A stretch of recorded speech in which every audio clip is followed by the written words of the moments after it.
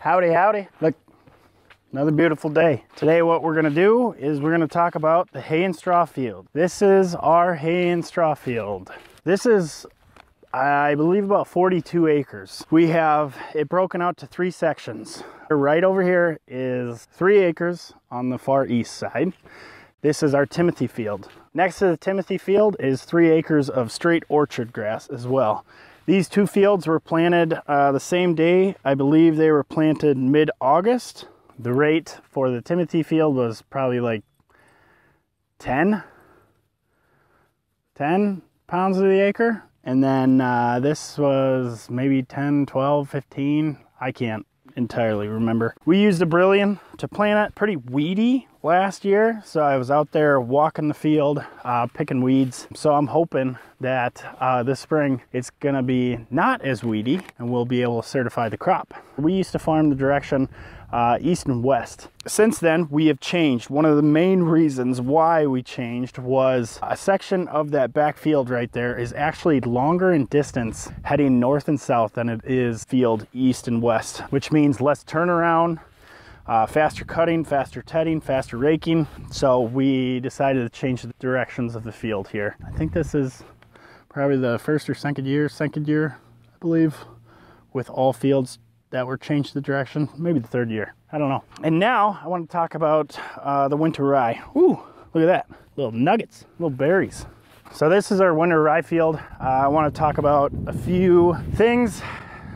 Number 1 is we have a pretty good crop on our hands. We planted 1 week earlier than we did last year.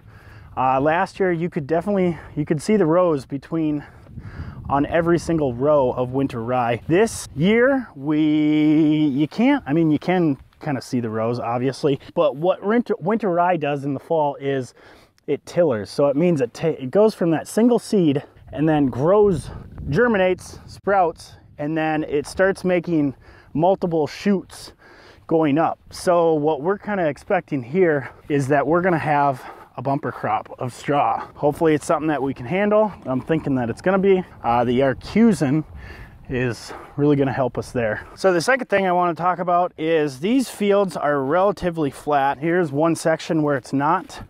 Last year we had some decent runoff. You can still kind of see some of the paths that the snow took, or the water took when the snow melted. However, there's a lot more material on top, which means that there's a lot more material underneath the soil for the root structure as well.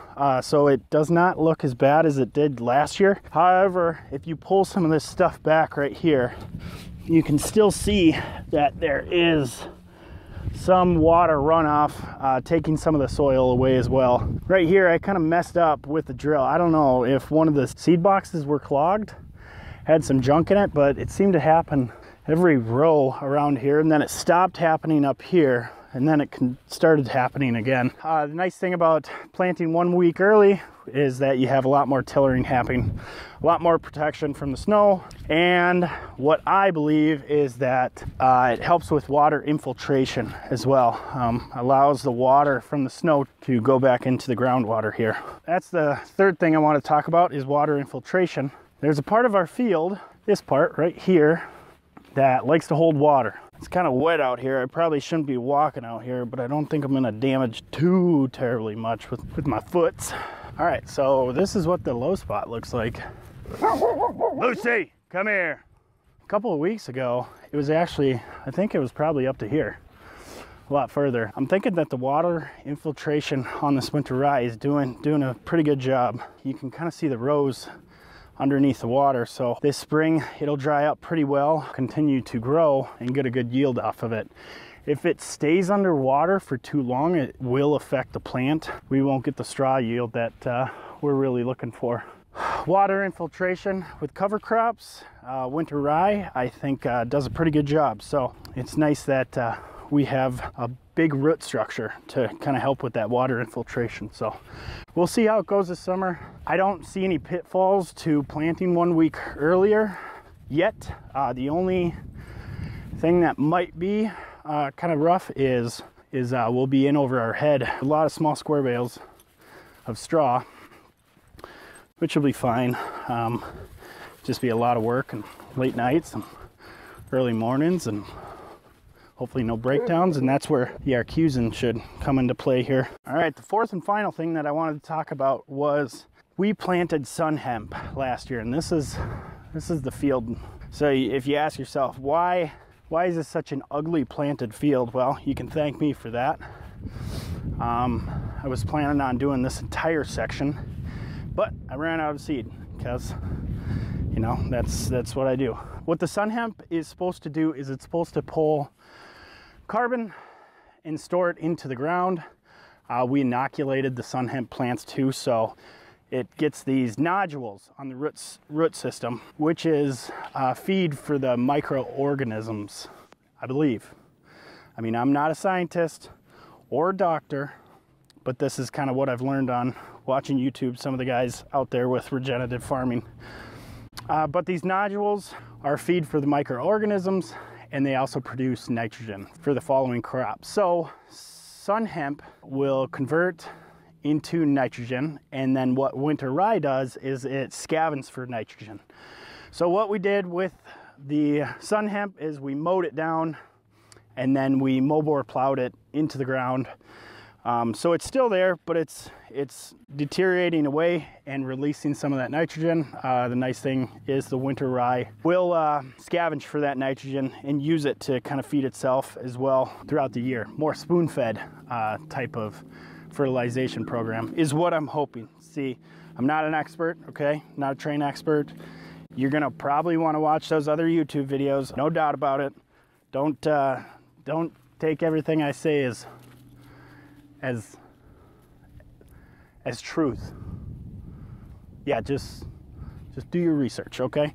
So yeah, along with that, we kind of got a weedy spot here, which was kind of unfortunate. I tried mowing it down with the mower to kind of help with it, and the weed right here, if you can see, like, here's a good spot. Right here, this is not winter rye. This is not supposed to be here. This is actually, they call it mustard. And it was kind of taken over. So it was this section right here within the field.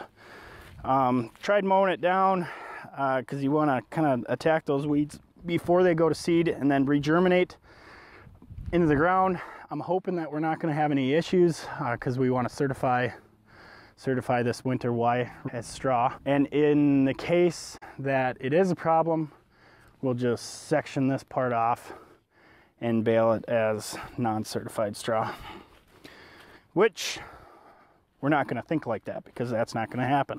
The winter rye is going to grow like crazy, and it will make a canopy over these weeds and not let them grow as well. So that's what I'm thinking, that's what you're thinking, and that's what's going to happen. So hey, you don't want rocks in the field because that can get a little sketchy. So we picked a lot of these rocks when we plowed and mow-bore plowed that sun hemp into the ground. And then what else we did is we rented the neighbor's roller, and any rocks that we missed, we pushed into the ground. And it made a nice flat field. So I'm thinking everything's gonna be good. Everything is gonna be good. Say it with me. Everything is gonna be good. Everything is gonna be good. Everything is gonna be good. All right, well, that's a little bit about our hay fields. I'll probably check in if there's anything cool that happens. Flash flood, hurricane, tornado, acid rain, but I don't think anything like that's gonna happen, honestly. Now, as a little treat, I'm gonna give you a tutorial, not gonna charge you on this one, on how to plant a hay and straw field. So here we go, pay attention. Step 1, remove all the derbis out of the way. You're an idiot. Derbis. Debris. Derbis. Debris. Move the derbis. Move the debris. Debris. There you go. There, you happy? Ecstatic, but you're still an idiot. Just let the people watch. Agreed. Action. Step 2, seed a little here, seed a little there, seed a little here, a little there, over here, up there, and don't forget about this part. Step 3, cover it with some straw, some certified noxious weed-free straw, baby. Oh yeah. This is gonna help retain moisture, when it does rain. If it does rain hard down onto the soil, it's gonna stop from erosion on those steeper parts of the field. It's gonna kind of keep the soil nice and cool. You don't want too hot of soil because it will kill some of the organisms that you have in the ground. Thank you very much, folks. That is 3 steps on how to plant a hayfield. Come back for some more free tips or tricks. Thanks for watching. We'll see ya. Bye, kitty. Meow.